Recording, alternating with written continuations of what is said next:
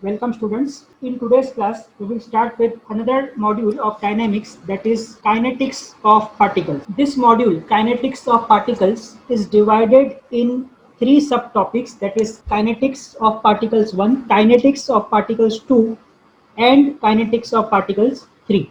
The topic on the slide in front of you shows work energy principle. So we will start with this topic first. So before starting the dynamics part, we have said that dynamics is being divided into two further parts, that is kinematics and kinetics. Kinematics, we said that when we find out the velocity, acceleration and displacement of the particle without consideration of the forces acting on it, then it is known as kinematics. So on the similar lines, we can say that kinetics is the study of bodies under motion considering the effect of forces acting on the body. So as shown in the figure in front of you, you can see that there is a mass which is attached to a spring, and because of its weight, because of the force of the weight, it is coming down. That means there is a tension or compression in the spring because of the force which is pulling it downwards due to gravity. Hence we can say that the force here is accountable when we find out the values of velocity, acceleration and displacement. Similarly, on the right hand side, you can see that there is some force which is applied to lift the block upside. So again, the force is coming into the picture. So whenever there is an analysis of a body, when we consider the forces acting on the body, then that part is known as kinetics. Now the other word in this title is particles. Previously we have studied kinematics of rigid bodies. Now, what is the difference between a particle and a rigid body? So, for particle, the size of the object does not matter, or we ignore the size of the particle. For example, let us say this block. This block has some weight. This block has some size, but the size of the block we will not consider in our calculations. Hence, this is known as a particle, or it will be assumed to be as the particle. Just recall that while solving the problems on ICR, we have seen that the link is of this dimension. So there the dimension of the body was important to us, or we are taken into the consideration the dimensions of the body. Hence, that was termed as rigid bodies. But here the dimensions of the body will not be considered. Hence, it is termed as particles. So kinetics of particles means the study of the body under motion considering the effect of the forces acting on the body without considering its dimensions. Now let us recall what work energy principle is. The work energy principle states that the change in kinetic energy, this is the important word which is highlighted, the change in kinetic energy of a body is equal to, the change in the kinetic energy is equal to the net work done on the object. So if I write it in the simplest form, it can be written as change in kinetic energy is equal to the net work done. This is the important statement of work energy principle. Change in kinetic energy is equal to net work done. Now let us convert this statement into an expression. So we have change in kinetic energy. So change means it should be final energy, final kinetic energy minus initial kinetic energy. So I will write T2 minus T1. So this will become my change in kinetic energy is equal to net work done. So net work done is denoted as summation of U, where U is the work done. T2 is equal to final kinetic energy of the object. Similarly, T1 will be initial kinetic energy of the object, and U, as we said, that it is the work done. So we will let U is equal to work done on the object. Now let us expand this expression further. We said that T2 minus T1 is equal to summation of U, where T2 is kinetic energy at the final point. So what I can write, we all know that kinetic energy formula is half mv square. So I will write down T2 is equal to half mv2 square, where v2 is the velocity at final position. Similarly, if I want to write about T1, I will write T1 is equal to half m into v1 square, where again v1 is the velocity at the starting point. So this was all about the left hand side of the expression, that is t2 minus t1. Now let us similarly expand the right hand side of the expression, that is summation of u. As we said that summation of u means the addition of all the work done on the body. Now let us see what are the various kind of work done to be considered. The first is this one. Now you can observe in the picture, a man is trying to pull the sofa and he is applying some force, because of which the sofa set has been displaced by some amount. Hence now we can say there is work done by this man on this sofa set. So this kind of work done is known as work done by applied forces, because a force is being applied in this direction to move the sofa set. So this kind of work done is known as work done due to applied forces. So I can write in simple terms as UAF, that is work done due to applied force. Now let us consider the second case, or the second type of work done. Now as this sofa set is moving in this direction, there will be certainly some friction acting on this ground, and it will oppose the sofa set to be moved. So this will be work done by the surface on the body. So this will also be considered. So let us see the next case. Again you can observe that there is a man who is trying to push the block on a rough surface, and there is a friction force which is developed due to the surface roughness. So there will be work done by the frictional force on the body. So this type of work done is known as work done due to frictional force, and I can term it as UFF, that is work done by frictional force. The third type of work done is as depicted in this picture. You can see that there is an apple which is falling on a person which is sitting under a tree. Now why this apple fell down? This apple fell down because of the gravitational pull exerted on it by the earth. Hence we can say that there was a work done on this body, that is known as the gravitational work done, or we can also say the work done by its own weight. Hence I can write this as work done due to self weight, also known as work done due to gravity. The last type of work done which can be acting on a body is known as work done due to spring. So these are the various kind of work done which are acting on the body which is to be considered. The first one is work done due to applied force. Second is work done due to frictional force. Third is work done due to self weight, and fourth is work done due to spring force. Now let us introduce all this type of work done in the expression. So I can write here like summation of u is equal to, that is summation of work done is equal to work done by applied force plus work done by frictional force plus work done by self weight and plus work done by spring force. Now we need the values or the expression. What is the work done by the applied force? Again in simple form we can say that we can write down the expression of work done in a basic form as work done is equal to force multiplied by displacement. That's it. So I have written work done is equal to force into displacement, a basic relation of work done. Now here the point under consideration will be the force which we have to take under consideration should be along the direction of the motion or along the direction of the displacement. For example, in this case, the sofa is being shifted along x-axis. So we will take the force which is acting along x-axis and responsible for this kind of motion. Similarly, for work done due to frictional force, what is this? This is the work done by the frictional force.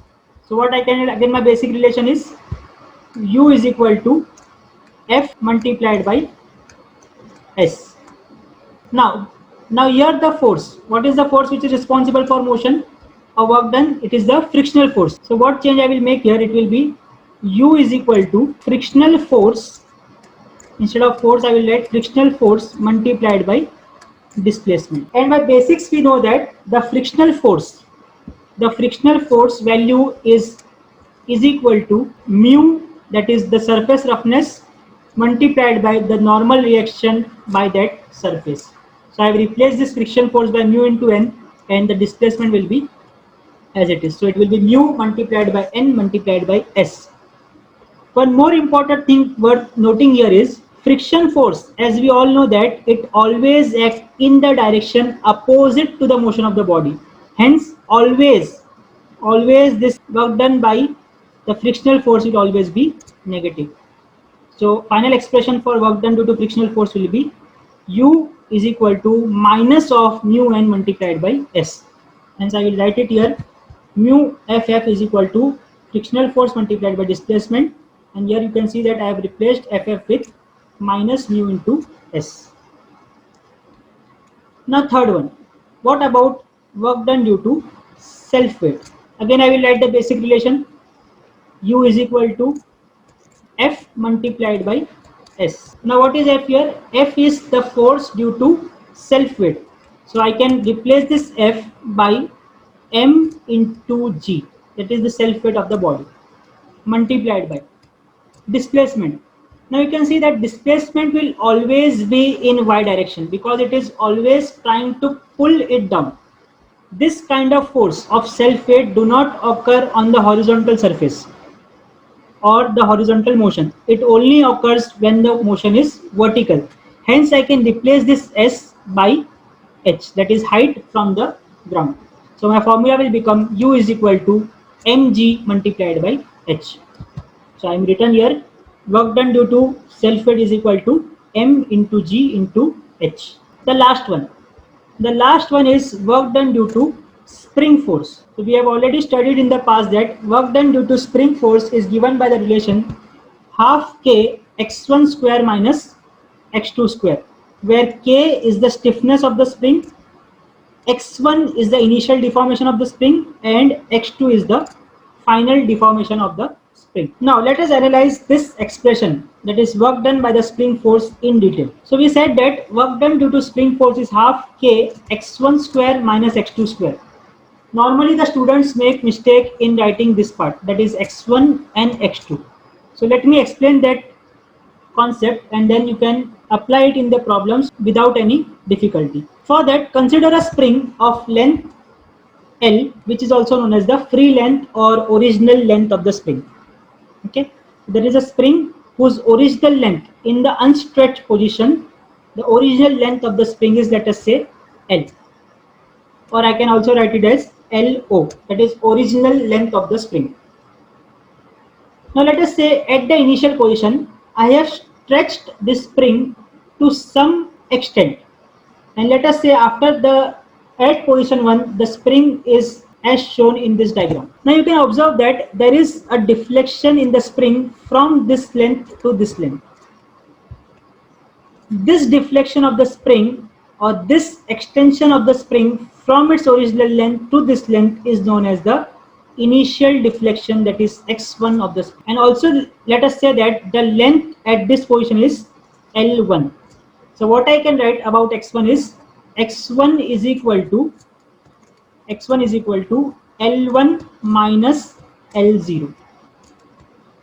In the statement form I can say the deflection or the deformation at the initial point is equal to the length of the spring at the initial point minus the original length of the spring. Okay, let us proceed further. Let us say I have stretched this spring further, and at final position the length of the spring is like this. Now again you can see that there is some deformation of the spring length, or there is some change in the spring length from this particular position also and this reference position also from the original length. So what I can say is this is the deflection of the spring from the initial position to the final position. So this will be my x2. Hence I can say that this x2 can be written as x2 is equal to L2 minus L0, or I can say the deflection at the final position is equal to length at final position minus the length of the original spring, or length of the undeformed spring, or length of the free spring. To summarize this, what is x1? x1 is the deformation of the spring from original length at the initial point. And similarly, what is x2? x2 is the deformation of the spring at the final point from the free length of the spring. So I can write it here like x1 is equal to L1 minus L0, x2 is equal to L2 minus L0, and when I substitute this x1 and x2 in the above equation, I will get work done due to spring is equal to half k L1 minus L0 square, because we have seen that this L1 minus L0 is x1, and similarly minus x2 will be L2 minus L0 square, where I will write L0 is original or free or undeformed length of the spring, L1 is length of the spring at position 1, L2 length of the spring position 2, x1 is the deformation of the spring at position 1, and x2 is deformation of the spring at position 2, and k is the stiffness of the spring. So again I repeat, the students make the mistake in this particular topic, in this particular formula only, that too in the values of x1 and x2. So again I repeat it, x1 is the deformation of the spring at the initial point, and x2 is the deformation of the spring at the final point, which is given as x1 is equal to L1 minus L0 and x2 is equal to L2 minus L0, where L2, L1 and L0 are the length of the spring at second position, at first position, and the undeformed or free length of the spring. Now let us see what is the procedure to solve the problems on work energy principle. So let any problem come in exam, we will follow the same steps. So the steps are, the first step is find normal reaction by drawing free body diagram and apply conditions of equilibrium. Now why this is required? We have said in our previous discussion that there will be some force, there will be work done by the frictional force, and which will be given by mu multiplied by n multiplied by s. So where this value, so from where this value n will come? So this n will come by applying the conditions of equilibrium by drawing the free body diagram of the given object. After finding out n, next step will be find initial kinetic energy, that is T1, by applying the formula T1 is equal to half mv1 square. Then similarly find out final kinetic energy by applying the formula T2 is equal to half mv2 square. Then it will be the left side. Left side is T2 minus T1. So I will write find difference in kinetic energy, that is T2 minus T1.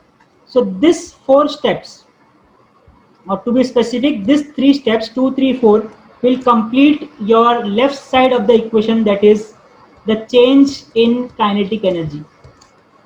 So T2 minus T1 is completed. So half of the problem has been completed here. Now for the right hand side, so we have right hand side is equal to summation of u. So next step will be find the work done by applied force, then find work done by self weight, work done by frictional force, and work done by spring force. And what you need to do, you need to add the steps 5, 6, 7 and 8 to find out the total work done by the body, or total work done on the body. So yes, here it is, we have to find the summation of work done. So what step 9 complete? Step 9 completes the right hand side of the equation. Okay. Now what we need to do, we have the left hand side available with us, we have the right hand side available with us. What we will do in the next step, we will just equate the left hand side equal to right hand side. So here it is written, equate work done with the change in kinetic energy and get the required answer. So this procedure which is in front of you will be followed in any problem of kinetics of particles 2, that is work energy principle. I will not change the process for any of the problem in this particular topic. I will follow the same sequence which is given in this particular slide. So hope you have understood the theoretical part of this topic, that is kinetics of particle 2, popularly known as work energy principle. So from the next class onwards, we will start solving the problems. Thank you.